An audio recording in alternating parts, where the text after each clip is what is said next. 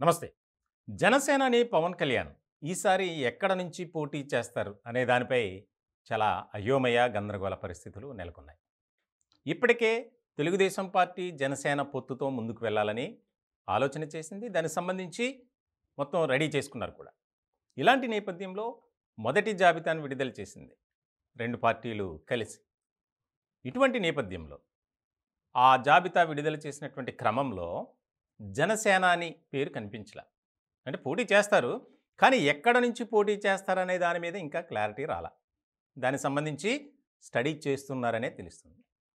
2019 ఎన్నికల్లో చూస్తే కనుక భీమవరం, గాజువాక ఈ 2 నియోజకవర్గాల నుంచి జనసేనాని పవన్ కళ్యాణ్ పోటీ చేశారు. ఈ 2 చోట్ల కూడా గెలవల, 2వ స్థానానికే పరిమితం కావాల్సి వచ్చింది. ఇలాంటి సందర్భంలో ఈసారి ఎక్కడి నుంచి పోటీ చేయాలి, ఈసారి కూడా 2 స్థానాల్లోనే పోటీ చేయాలని ఆలోచనలో ఉన్నారు. కానీ ఏ నియోజకవర్గంలో పోటీ చేయాలి అనే దాని మీద ఒక క్లారిటీ రాలా. ఇప్పటికే దాదాపు 15 నియోజకవర్గాల్లో పూర్తి స్థాయిలో సర్వే చేయించుకున్నారట పవన్ కళ్యాణ్.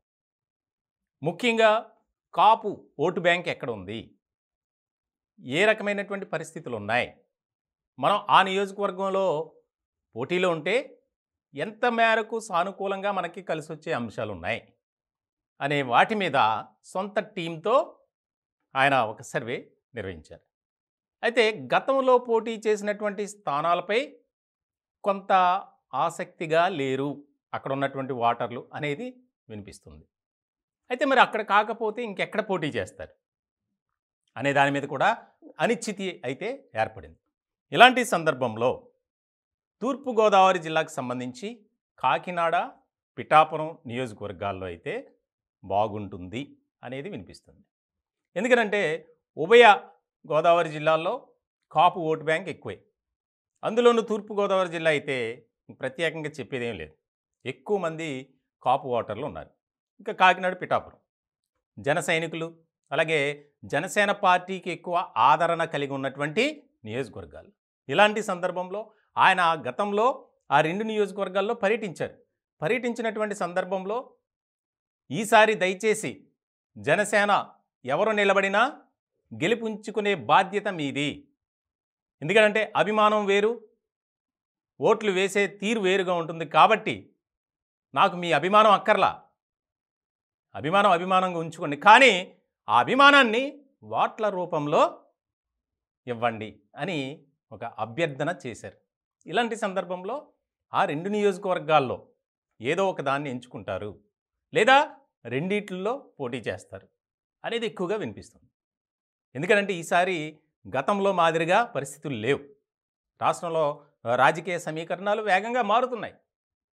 వైఎస్ఆర్సీపీ కూడా అంత ఈజీగా లేదు, వారికి కూడా 50-50 అన్నట్లే ఉంది.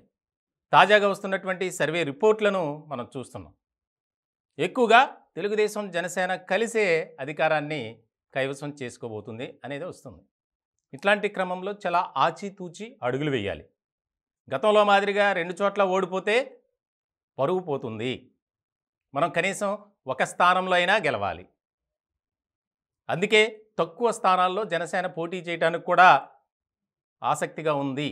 అంటే ముందుగా 70-80 స్థానాల్లో పోటీ చేయాలనుకుంది, కానీ అది 24కే పరిమితం అయింది.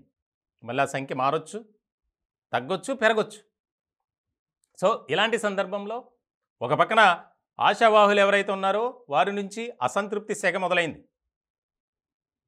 మరోపక్క జనసేనని పవన్ కళ్యాణ్ ఎక్కడి నుంచి పోటీ చేయాలి అనే దాని మీద రాజకీయ నిపుణులతో కూడా ఒక రకమైనటువంటి చర్చలు జరుపుతున్నారు.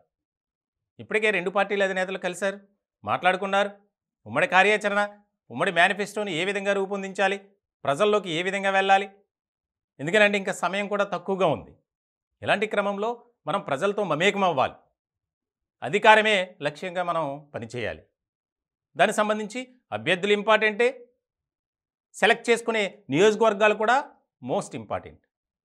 ఇట్లాంటి సందర్భంలో చాలా గందరగోళ పరిస్థితులు ఏర్పడతాయి, తిరుగుబాటు అనేది వస్తుంది.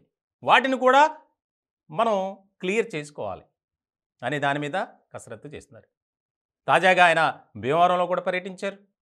అలాగే అనేక నియోజకవర్గాల నుంచి ఫీడ్బ్యాక్ తెప్పించుకున్నారు.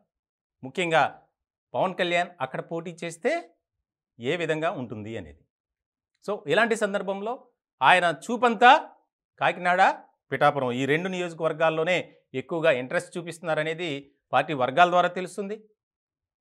ఈ 2 నియోజకవర్గాల్లో ఒక స్థానం నుంచి లేదా గతంలో పోటీ చేసినటువంటి స్థానాల్లో ఒక చోట నుంచి అక్కడ ఇక్కడ పోటీ చేయాలి, లేదా దగ్గరలో ఒక జిల్లాలోంచి 2 చోట్ల నుంచి పోటీ చేయాలా, ముఖ్యంగా కాకినాడ, పిఠాపురం అయితే బాగుంటుందనేది కూడా జన సైనికులు కూడా ఆయన్ను ఆహ్వానిస్తున్నట్లు తెలుస్తుంది.